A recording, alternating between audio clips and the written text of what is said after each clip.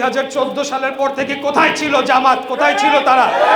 আমরা আন্দোলন সংগ্রামে তাদেরকে পাই নাই। সংসদে যারা বিরোধী দলীয় আসন আজকে গ্রহণ করেছে, যদিও মুক্তিযুদ্ধের সময় তারা বাংলাদেশের বিরোধে ছিল, বিপক্ষে ছিল, মুক্তিযোদ্ধাদের হত্যা করেছে, মা বোনদের ধর্ষণ করেছে, আজকে এসে বড় বড় কথা বলে, ঠিক আছে, তারপরেও যেহেতু বিরোধী দলের জায়গায় রয়েছে আমরা সেই সম্মানটুকু হয়তো তাদেরকে দিতে প্রস্তুত রয়েছি। কিন্তু তারা গত কয়েকদিন যাবৎ তাদের যে কর্মকাণ্ড, তারা গ্যাসের দাম বৃদ্ধি নিয়ে তারা যে ধরনের একটা কাণ্ড করার চেষ্টা করলো, যে ধরনের নাটক করার চেষ্টা করলো, এবং প্রিপেড মিটারের বিরুদ্ধে একটা আন্দোলন করার নামে যে ধরনের কাণ্ড তারা করার চেষ্টা করলো, এবং তাদের কয়েকজন সংসদ সদস্য নারায়ণগঞ্জে, এবং গতকাল জানতে পারলাম আমাদের ক্যাবিনেট মিটিংয়ে আলোচনা হয়েছে যে টাঙ্গাইলে, ময়মনসিংহে এই ধরনের ঘটনা ঘটেছে। প্রিপেড মিটারের বিরুদ্ধে তারা যুদ্ধ ঘোষণা করেছে, সেটা নাকি তারা জনগণকে বিভিন্ন জায়গায় সেটা লাগাতে দেবে না, এবং তারা ভুতুরে বিলের কমপ্লেন করছে, যেটার সরকারের কোনো, বর্তমান সরকারের সেখানে কোনো দায়ভার নাই। আমরা এসেছি মাত্র 5 মাস, একটা জ্বালানি নীতি একটা রাষ্ট্রের জন্যে, একটা জাতির জন্যে সেটা প্রণয়ন করতে অন্তত 15 থেকে 20 বছর সময় লাগে। তো আমাদের আজকের মাননীয় প্রধানমন্ত্রী জনাব তারেক রহমান, উনি অত্যন্ত দক্ষতার সাথে এই জ্বালানি পরিস্থিতিকে মোকাবেলা করার জন্যে সঠিক নীতিমালা প্রণয়ন করেছেন। এই জ্বালানি খাতকে ফ্যাসিবাদ মুক্ত করতে এবং কয়েকটা সিন্ডিকেটের হাত থেকে রক্ষা করার জন্যে ইতিমধ্যে আমরা ক্যাবিনেট সহ সংসদে আগামী সংসদ অধিবেশন যখন বসবে সেখানে নীতিমালা উপস্থাপন করা হবে। সেখানে তর্ক বিতর্কের মাধ্যমে আমরা দীর্ঘমেয়াদে একটা জ্বালানি নীতিমালা প্রণয়ন করব, যেটি হবে রাষ্ট্রের কল্যাণে, যেটি হবে জনগণের জন্য। সেখানে কোনো কয়েকটি কোম্পানি বা আমাদের দল বা কয়েকটা সিন্ডিকেট সেখানে মুনাফা করবে, রাষ্ট্রের হাজার হাজার কোটি টাকা লোপাট করবে, সেই জিনিস থেকে মুক্ত করার জন্য যখন আমরা কাজ করছি, তখন আমাদের এই যে সকল বিরোধী দল হিসেবে আজকে যারা আবির্ভূত হয়েছেন, তারা একটা বিশৃঙ্খল পরিস্থিতি তৈরি করার মাধ্যমে আমাদের এই কর্মকাণ্ড প্রত্যেকটি পদক্ষেপকে ব্যাহত করার চেষ্টা করছেন।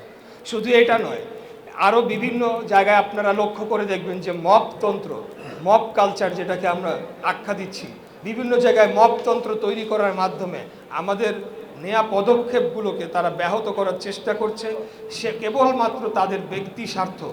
তারা বিগত 24-এর গণঅভ্যুত্থানের পর যে সরকারটি এসেছিল, সকলেই জানে সেই সরকারের সরাসরি পৃষ্ঠপোষকতায় এবং সরাসরি উদ্যোগে একটি নতুন রাজনৈতিক দল গঠন হয় যার নাম এনসিপি, যাদেরকে আমরা মনে করি আমাদের সহযোদ্ধা, আমাদেরই ভাই।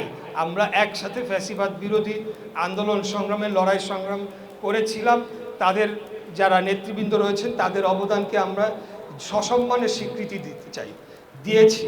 কিন্তু তাদের গুটি কয়েক নেতাকর্মীর কারণে আজকে তারা পুরো জুলাইটাকেই কলঙ্কিত করে চলেছে।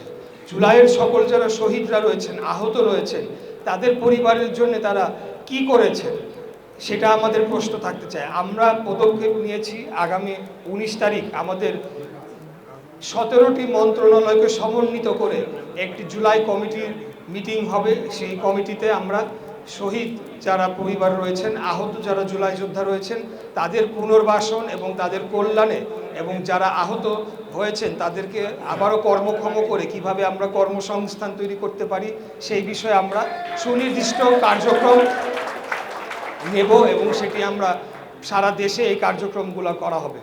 জুলাইয়ে যারা সকলে শহীদ হয়েছেন, এটা তো কেবল 5 জন বা 6 জন বা 10 জন ব্যক্তিকে এই কৃতিত্ব দিলে চলবে না। এখানে বাংলাদেশের আপামর জনগণ, দল মত ধর্মবর্ণ নির্বিশেষে, এবং সবচেয়ে বেশি ক্ষতিগ্রস্ত হয়েছে বাংলাদেশের জাতীয়তাবাদী দল বিএনপি এবং আমাদের ছাত্র দলের নেতাকর্মীরা। 148 জন ছাত্র দলের পদধারী নেতাকর্মী শহীদ হয়েছেন, কেবলমাত্র শুধু ছাত্র দলের, আর অন্যান্য সংগঠন ধরলেও বহু নেতাকর্মী। সকলে, আমি আর আমাদের আজকের প্রধান বক্তা মীর শরাফত আলী শফু, আমরা একসাথে কারাগারে ছিলাম। উনিও এই আন্দোলন করতে গিয়ে কারাবরণ করেছিলেন, এবং পরবর্তীতে 6 আগস্ট আমরা একসাথে কারামুক্ত হয়ে এই আবার বের হয়ে আসি।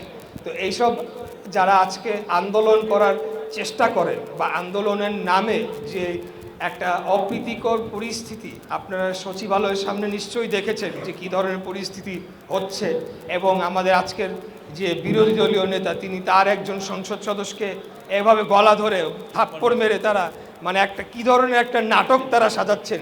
তো বিগত 2014 সালের পর থেকে কোথায় ছিল জামাত, কোথায় ছিল তারা? আমরা আন্দোলন সংগ্রামে তাদেরকে পাই নাই। বাংলাদেশ জাতীয়তাবাদী দল বিএনপির কত নেতাকর্মীরা গুম হয়েছেন, খুন হয়েছেন। 17 বছর যাবৎ আমরা আন্দোলন সংগ্রাম করেছি, কিন্তু 2014 সালের পর বিশেষ করে আমি বলবো 9 সাল থেকে 14 সাল তারা কোনোভাবে গা বাঁচিয়ে এই আন্দোলনে আমাদের সাথে ছিল, কিন্তু 14 সালের পরে যার ফলে তাদের আজকের যারা নেতাকর্মীরা তারা তো ছাত্রলীগের পরিচয়, ঢাকা বিশ্ববিদ্যালয়ে যারা নেতা ছিল তারা তো ছাত্রলীগ করেছে। আমাদের ছাত্র দলের নেতা কর্মীদের উপরে যখন হামলা করেছে, মামলা করেছে, তাদেরকে অত্যাচার নির্যাতিত করেছে, অনেকে পঙ্গুত্ব বরণ করেছেন, অনেকে গুম হয়ে গিয়েছে, আজকে তাদের পরিবাররা পথে ঘাটে কেঁদে বেড়াচ্ছে, তাদেরকে খুঁজে পাওয়া যাচ্ছে না।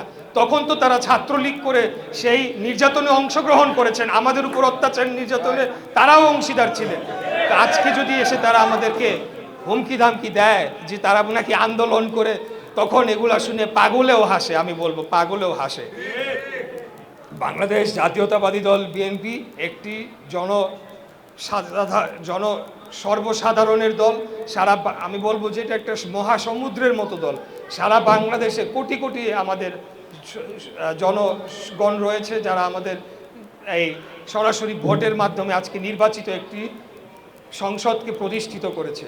আমরা শহীদ রাষ্ট্রপতি জিয়াউর রহমানের আদর্শে গড়া দল। আমাদের গায়ে মুক্তিযুদ্ধের যে চেতনা, সেই মুক্তিযুদ্ধের যে আদর্শ, সেই আদর্শকে ধারণ বাহন করে আমরা প্রত্যেকটি আন্দোলন সংগ্রামে অংশগ্রহণ করেছি।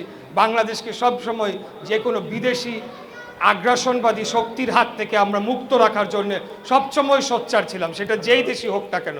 আমরা সবসময় একটা স্বাধীন সার্বভৌম বাংলাদেশ গড়ে তোলার জন্য আমরা কাজ করে চলেছি। আজকে মুক্তিযুদ্ধের প্রজন্মের দুজন বা একাধিক নেতা আমাদের সাথে উপস্থিত রয়েছেন কেন্দ্রীয় কমিটির।